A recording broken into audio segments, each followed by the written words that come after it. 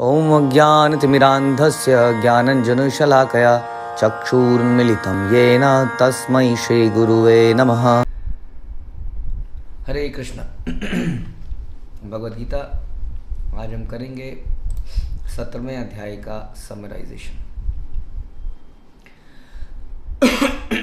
जो जैसा आप जानते हैं 17वें अध्याय का शीर्षक है द डिवीजन ऑफ फेथ। इसके पिछले अध्याय में अर्जुन को भगवान ने ऐसा बोला था कि जो लोगों का शास्त्रों में विश्वास है वो लोग वास्तव में डिवाइन हैं, दिव्य हैं, और जो लोग शास्त्रों में विश्वास नहीं रखते हैं वो लोग डेमोनियक हैं, राक्षसी हैं, आसुरिक हैं, ऐसा बोला था।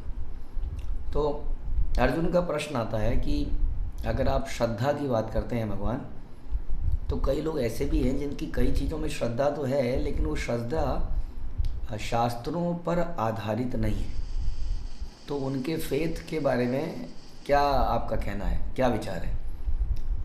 और वास्तव में बड़ा ही इंपॉर्टेंट क्वेश्चन पूछा। आप कैसे पूछा होगा अर्जुन ने, सोचा। ऐसा लगता है कि कलयुग के लिए बिल्कुल परफेक्ट क्वेश्चन अर्जुन ने पहले से पूछ कर रखा, क्योंकि कलयुग में बहुत सारे लोगों ने बहुत सारे फेथ डेवलप कर लिए हैं। आजकल लोग पूछते भी हैं तुम्हारा फेथ किस में है, हाँ, क्या नहीं कि तुम कौन से को मानते हो, किसको मानते हो। इसका मतलब कई सारी चीज़ें हैं जिसको माना जा सकता है, उसमें से आप किसको मानते हैं, आपको कौन अच्छा लगता है, आपका कुल का कौन है, ईष्ट देवता आपका कौन है, आपको कौन अच्छा लगता है।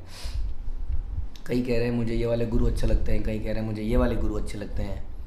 तो एक कल्चर बन चुका है चॉइस का, और ऐसा लगने लगा है कि संसार में चॉइस ही सब कुछ है। इसलिए इतने मॉल्स खुल रहे हैं जहाँ पर चॉइस ही सब कुछ है। जाइए विंडो में देखिए, जो अच्छा लगे उसको ले लीजिए। इसी तरीके से जो रिलीजन अच्छा लगे उसको ले लीजिए, जो गुरु विंडो में अच्छा लगे उसको ले लीजिए।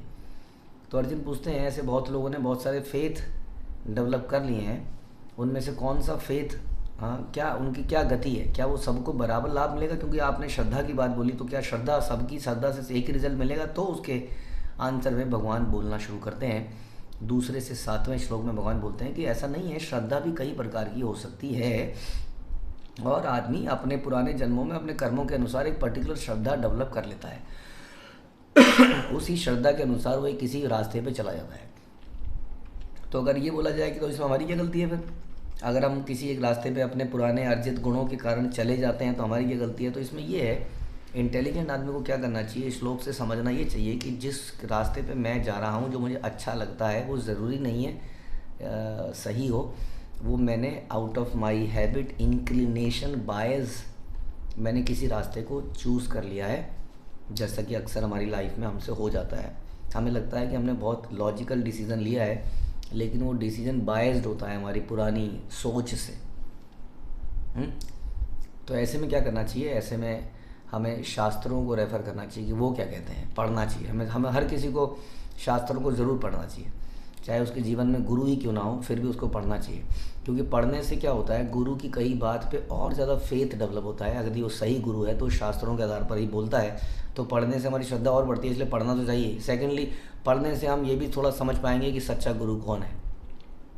हमने पढ़ा ही नहीं होगा तो हम समझ नहीं पाएंगे, कुछ तो आइडिया लग ही जाएगा उससे, है ना। तो इसलिए श्रद्धा को सही जगह पे ले जाया जा सकता है। Shraddha is a matter of development, हाँ, it is not a matter of inclination और चॉइस। क्योंकि हमारी चॉइसेस, हमारी इंक्लिनेशंस गलत हो सकती हैं बेस्ड ऑन हम किस एनवायरनमेंट में पले बड़े हैं, हमारे पुराने कर्म कैसे हैं। ठीक है, तो आगे चलते हैं। तो भगवान कहते हैं कि इसलिए श्रद्धा भी 3 प्रकार की है, सतोगुणी, रजोगुणी और तमोगुणी। और जैसी श्रद्धा डेवलप करेंगे वैसा ही उसका रिजल्ट निकलेगा। तो भगवान बताते हैं कि जो सतोगुणी तपस्या है, सतोगुणी तपस्या, हमने ये भी सुना था कि सतोगुण, रजोगुण, तमोगुण को आप जानते हैं क्या क्या है।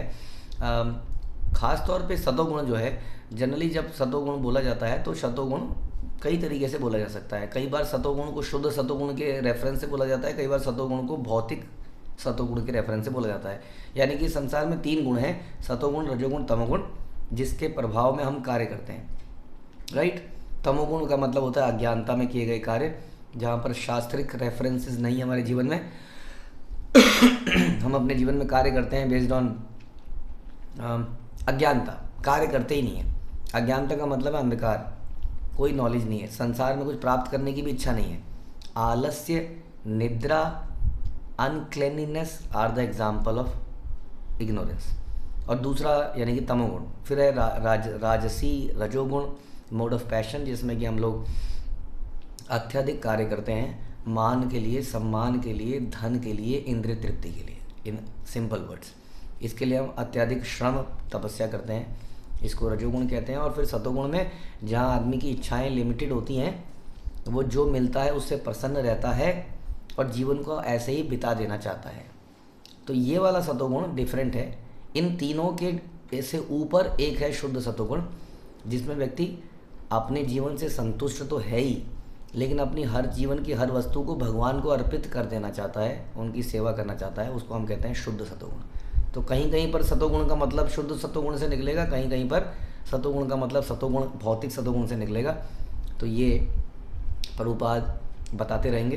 तो यहाँ पर बता रहे हैं कि ये जो तीसरा गुण है goodness, one worship the demigods for a purpose. ये यानी कि भौतिक सतोगुण की बात हो रही है, जिसमें कि व्यक्ति क्या करता है, देवताओं की पूजा करता है, पूजा पाठ करता है। रजोगुण वाले को जीवन में केवल प्राप्ति चाहिए कुछ, हाँ, और वो रजोगुण में भगवान, देवता इत्यादि किसी को मानता नहीं है।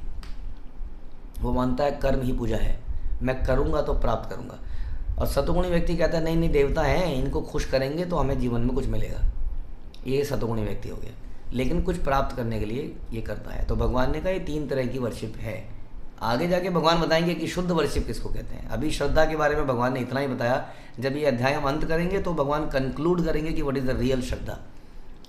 ठीक है, तो भगवान ने कहा ऐसा नहीं है कि सारी श्रद्धा बराबर है, श्रद्धा भी अलग अलग है, समझ लीजिए, उसके रिजल्ट भी अलग अलग है। ऐसा नहीं है कि कोई भूतों में श्रद्धा रखेगा तो वो उसी व्यक्ति के बराबर होगा। किसी की श्रद्धा, आजकल श्रद्धा लोगों की रावण में है। हमने कितने लोग ऐसे सुने जो बोलते हैं रावण बहुत ही ज्ञानी व्यक्ति था जी। ऐसा भी नहीं है, इतना बुरा भी नहीं था।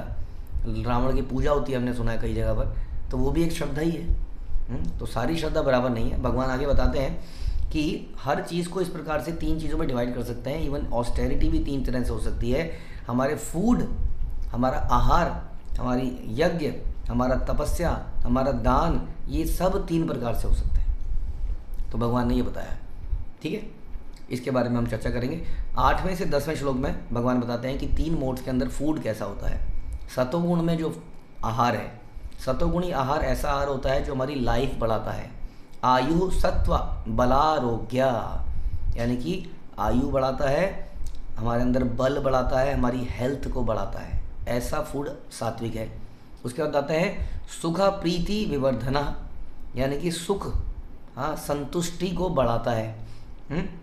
रस्या स्निग्धा क्षीरा हृदय, यानी कि जूसी होता है सतोगुणी आहार, हाँ, लिक्विड जूसी, फैटी होता है, यानी कि उसमें घी होता है, होलसम, कंप्लीट नरिशमेंट करता है, और हृदय को प्रसन्न करने वाला होता है। ये आहार उन लोगों को प्रिय है जो सात्विक है। इसके अगेंस्ट में रजोगुणी आहार क्या है? रजोगुणी है कट्व अम्ल लवणाति उष्णा, जो एक्सेसिवली कड़वा है, खट्टा है, बहुत ज़्यादा नमकीन है, बहुत ज़्यादा भड़कीला है, गरम है, गरम मसाले, मिर्ची, खटास, बहुत ज़्यादा नमकीन, बहुत ज़्यादा बासी, कड़वा, एकदम से बर्निंग है, जल रहा है, सड़ गया है, पंजेंट है।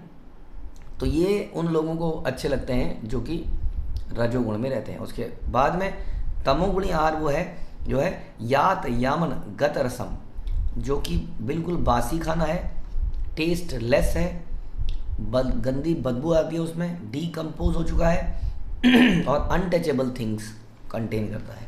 हाँ, किसी का झूठा बासी खाना है। तो ये आहार के बारे में हमने काफ़ी चर्चा करी थी इन श्लोकों में, किस तरह का आहार खाना चाहिए। आहार इज़ वेरी इंपॉर्टेंट। किसी भी चीज़ को खा लिया जाए, अक्सर हमने, अगर आप इसको क्लोजली देखेंगे तो आप देखेंगे हम तीसरी कैटेगरी का खाना खाते हैं आजकल कलयुग में, फ्रिज के आने की वजह से, कि बहुत सारा खाना बच जाता है। एक तरह से झूठा भी है। आजकल लोग खाना प्लेट में भी बच गया, और बड़ा अच्छा बर्गर है, आपने आधा खाया, पेट भर गया, तो आधे बर्गर को फ्रिज में रख देगा। तो एक तरह से तीसरे में कहा गया था उच्छिष्टम अपि चमेधयम, उच्छिष्टम, झूठा खाना रख देना और बाद में उसी को खाना। अनटचेबल थिंग, उसी बर्गर के अंदर चिकन है, मटन है, जो कि क्या है, बैड स्मेलिंग, पूती, हाँ बैड स्मेलिंग, डीकम्पोज्ड, जो कि मीट के लिए हम कह सकते हैं बैड स्मेलिंग, और जिसमें हमारे लहसुन प्याज भी आ जाते हैं। तो इस प्रकार से हमने काफ़ी चर्चा करी थी।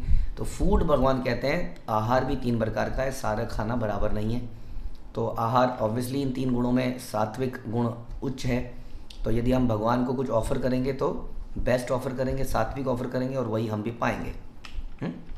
आगे चलते हैं। भगवान कहते हैं सेक्रीफाइस, यानी कि त्याग, यज्ञ भी कह सकते हैं इसको हम, एक प्रकार का सेक्रीफाइस। 3 मोड में होता है, अगेन गुडनेस में, पैशन में और इग्नोरेंस में। जो यज्ञ शास्त्रों के अनुसार किया जाए, as a matter of duty, ये शब्द बड़ा इंपॉर्टेंट है, ये बार बार आपके इसमें आएगा। As a matter of duty जो करा जाता है, जिसमें कोई मटेरियल डिज़ायर नहीं होती है कुछ रिजल्ट की, वो हम गुडनेस में मानते हैं। उसके बाद पैशन में, जो सेक्रीफाइस किसी पर्पस के लिए किया जाता है, पुत्र की इच्छा के लिए, ऐसा हमने चर्चा करी थी, वीज़ा प्राप्त करने के लिए फॉर एग्जांपल, मान सम्मान के लिए, वो रजोगुणी है। और जो बिना किसी ज्ञान के, हाँ बिना किसी स्क्रिप्चर के रेफरेंस के, बिना प्रसाद बांटे, बिना वैदिक मंत्रों के उच्चारण के लिए, बिना प्रीस्ट जो होता है उसको लक्ष्मी दक्षिणा दिए करा जाता है, वो तमोगुण में है। ये भी बड़ा इंपॉर्टेंट, इस पर हमने करी चर्चा करी थी। आजकल कोई प्रीस्ट को पैसा देना नहीं चाहता है, उसके साथ भी सौदेबाजी होती है। प्रीस्ट रहे भी नहीं है, और वैदिक मंत्रों का उच्चारण नहीं होता है, हरे कृष्ण महामंत्र का जहाँ जप नहीं होता है, जहाँ प्रसाद नहीं बंटता है। हम सोचते हैं हमने खाना बंटवा दिया। हम लोग अक्सर जो भी आजकल फंक्शंस करते हैं उसमें क्या करते हैं, खाना बंटाते हैं, है कि नहीं। कहीं पर कोई कढ़ाई चला दी, कोई हलवाई को बढ़ा दिया, तो हम सोचते हैं ये कंप्लीट हो गया। नहीं, कंप्लीट नहीं होता है। शादी का भी या विवाह भी में भी जो हम खाना बांटते हैं वो हलवाई का बना है, वो खाने की बात नहीं कर रहे हैं, यहाँ प्रसादम की बात कर रहे हैं। प्रसादम बांटे बिना, हरे कृष्ण मंत्र के बिना, दक्षिणा दिए बिना जो है वो यज्ञ क्या है, वो है इग्नोरेंस में, तमोगुण में। तो ये हो गए 3 प्रकार के सेक्रीफाइसेस। फिर है ऑस्टेरिटीज़, 3 प्रकार की ऑस्टेरिटीज़, जिसमें बताते हैं austerity of body, speech and mind. तो जो बॉडी की ऑस्टेरिटी है उसमें बताया गया भगवान को वर्शिप करना। भगवान को वर्शिप करने के लिए हम बॉडी को साफ रखते हैं, नहाते हैं, प्रणाम करते हैं, हाँ ब्राह्मणों को प्रणाम करते हैं, गुरु को प्रणाम करते हैं, और इस तरह से और जो भी हमारे सीनियर्स हैं, लाइक जिसमें पेरेंट्स भी हो सकते हैं, हाँ उनको, उनकी रिस्पेक्ट करने के लिए हम लोग शरीर का इस्तेमाल करते हैं, दंडवत प्रणाम करते हैं, पंचांग प्रणाम करते हैं, शरीर को साफ़ सुथरा रखते हैं, सिंपलिसिटी से रहते हैं, सेलिबेसी यानी कि ब्रह्मचर्य व्रत का पालन करते हैं, अहिंसा का पालन करते हैं अगर, तो हम शरीर की ऑस्टेरिटी कर रहे हैं। उसके बाद स्पीच की ऑस्टेरिटी, ऐसे शब्द बोलना जो दूसरे को एजिटेट ना करे, जो कि सच्चे हों, अच्छे लगने वाले हों, दूसरे के भले के लिए हों,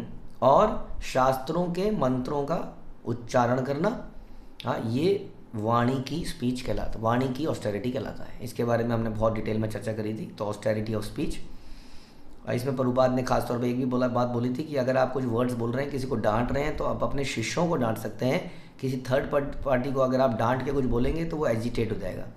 तो इसलिए किसको करेक्ट करना है, किसको नहीं करेक्ट करना है, ये भी हमें पता होना चाहिए। फिर है ऑस्टेरिटी ऑफ माइंड। माइंड की ऑस्टेरिटी है संतुष्टि और सरलता, ग्रेविटी और self control, purity of heart, हाँ ये है ऑस्टेरिटी ऑफ माइंड। बेसिकली विचारों का शुद्ध होना, विचारों में संतुष्ट होना, तभी वो भगवान की सेवा में लग सकता है। एक अनऑस्टियर माइंड हमेशा कुछ ना कुछ इच्छाएं करता रहेगा, अनवांटेड विचार उसके दिमाग में आते रहेंगे, तो ये ऑस्टेरिटी नहीं है। ठीक है, तो इस प्रकार से अब हम आगे चलते हैं। ऑस्टेरिटी इन 3 मोड्स, ये तो 3 प्रकार की ऑस्टेरिटी थी, 3 मोड्स के अंदर ऑस्टेरिटी आप समझ सकते हैं। अभी तक आप समझ गए होंगे गुडनेस में ऑस्टेरिटी कैसे होगी, विद दिव्य फेथ के द्वारा, दिव्य विश्वास, श्रद्धा। फिर से वही चीज़ आ गई, not expecting material benefit, only for the sake of supreme. जब हम करते हैं तो ये इसको सुन के लगता है हम शुद्ध सतोगुण की बात कर रहे हैं, यानी कि अपने निजी फायदे के लिए ना करना ऑस्टेरिटी को, भगवान की प्रसन्नता के लिए, भगवान के लिए ऑस्टेरिटी करना गुडनेस में है। पैशन में, रजोगुण में, जब हम प्राइड के, आउट ऑफ प्राइड हम जब ऑस्टेरिटी करते हैं, ऑनर प्राप्त करने के लिए, कुछ पैसा प्राप्त करने के लिए, तो वो ऑस्टेरिटी इन पैशन है। और इग्नोरेंस, अगेन वही चीज़, आउट ऑफ फूलिशनेस, इग्नोरेंस, जब हम कोई ऑस्टेरिटी कर देते हैं। इसके बहुत सारे एग्जाम्पल हमने डिस्कस करे थे जब हमने इसको चैप्टर को किया था। आज हम समरी कर रहे हैं। उसके बाद चैरिटी इन द 3 मोड्स। हाँ, चैरिटी, डोनेशंस, तो हमने डिस्कस किया कि ये भी 3 मोड में है। अगेन आप समझ जाएंगे, डोनेशन और चैरिटी इन गुडनेस क्या होगी, आउट ऑफ ड्यूटी किया, अपने किसी निजी फ़ायदे के लिए नहीं किया, सही समय पर, सही व्यक्ति को, सही जगह पर अगर हमने दान दिया तो वो गुडनेस में है। हाँ, अगेन इसकी चर्चा बड़ी लंबी हो जाएगी, हमने करी थी। उसके बाद चैरिटी इन पैशन, चैरिटी इन पैशन हो गया क्या, अपने किसी लाभ के लिए, किसी इच्छा की पूर्ति के लिए, कई बार आउट ऑफ सामाजिक प्रेशर जो हम दान दे देते हैं, वो है रजोगुणी दान। उसके बाद इग्नोरेंस में सेम चीज़, अज्ञानता, बस ना जान के कि सही समय क्या है, सही व्यक्ति है कि नहीं है, सही समय है कि नहीं है, यदि हम कोई दान देते हैं तो वो दान तमोगुणी कहलाता है। इसको कंक्लूड करके भगवान कहते हैं, बहुत सारा ज्ञान मैंने तुम्हें दे दिया अर्जुन, सतोगुणी, तमोगुणी, रजोगुणी, अब मेरे से फाइनल बात सुनो। यदि कोई दान, तप, यज्ञ या जो भी हमने सुना अब तक करता है, यदि वह ओम तत्सत के साथ करता है, हाँ, ओम तत्सत का मतलब बताया था, it represents the supreme personality of God एड विष्णु। यदि कोई भगवान की प्रसन्नता के लिए करता है तो इन शब्दों के साथ करता है। हमने भी सुना था, यदि हम कोई कार्य करने से पहले हरे कृष्ण महामंत्र करें, बाद में हरे कृष्ण महामंत्र करें और भगवान को उसको अर्पित करते चलें, उन्हीं की प्रसन्नता के लिए यदि करें, तो वही वास्तव में उसका फल है। नहीं तो तप, यज्ञ, दान का कोई फल नहीं है। वो फल जो है टेम्परेरी है, संसारिक है, मटेरियल है। उस फल से व्यक्ति डिलीवर नहीं हो पाएगा, तर नहीं पाएगा, प्रसन्न नहीं हो पाएगा, वांछित फल नहीं प्राप्त कर पाएगा और इस संसार में दुखी ही रह जाएगा। लेकिन यदि वो इन सारे कामों को भगवान की प्रसन्नता के लिए कहता है तो उसको परम गति प्राप्त होगी और इस संसार में भी सिद्धि प्राप्त होगी। यानी कि दान हो, तप हो, यज्ञ हो या जो भी हमने सुना इससे पहले, ऑस्टेरिटी इत्यादि, वो सब हमें भगवान की प्रसन्नता के लिए ही करना चाहिए। इसलिए उचित शब्दों के साथ भी करना चाहिए। इसलिए हर जगह हरे कृष्ण मंत्र बोलेंगे तो बहुत बढ़िया रहेगा, क्योंकि ओम या इत्यादि शब्दों को बोलने के लिए कुछ नियम कानून होते हैं जो कि हरे कृष्ण महामंत्र में नहीं होते हैं। कहने का मतलब है, भगवान कंक्लूड कर रहे हैं कि सारे कार्य बराबर नहीं है जो आजकल समझा जाता है, सारी श्रद्धा भी बराबर नहीं है। ऐसा नहीं है यतो मत ततो पत, आप जो मर्जी कर लीजिए, ये तो श्रद्धा का सवाल है, तो इंक्लिनेशन का सवाल है। मुझे ये अच्छा लगता है तो आप मुझे फोर्स क्यों कर रहे हैं, मुझे ये वाले भगवान अच्छे लगते हैं तो मैं आप ही के भगवान को क्यों मानूँ। हाँ, क्या हम सही गुरु के पास हैं, इसके जांच के लिए हमने कई वीडियोस भी रिलीज़ किए हैं, उसको देखिए। क्या हम सही भगवान को मान रहे हैं, हु इज़ गॉड, ये सब जानने का विषय है। भगवान कह रहे हैं ये सारी चीज़ें बराबर नहीं हैं। इसको भगवान ने कंक्लूड किया और अल्टीमेटली बोलते हैं ये सारी चीज़ें देखने में बड़ी अच्छी लगती हैं कि आदमी दानी है, तपस्वी है, यज्ञ करता है, लेकिन क्या वो supreme personality of God and भगवान के लिए करता है कि नहीं, ये सबसे इम्पोर्टेंट है। तो ये था इस चैप्टर का निष्कर्ष और हम बढ़ेंगे 18वें चैप्टर की तरफ। हरे कृष्ण। श्रील प्रभुपाद की जय, भगवद गीता की जय।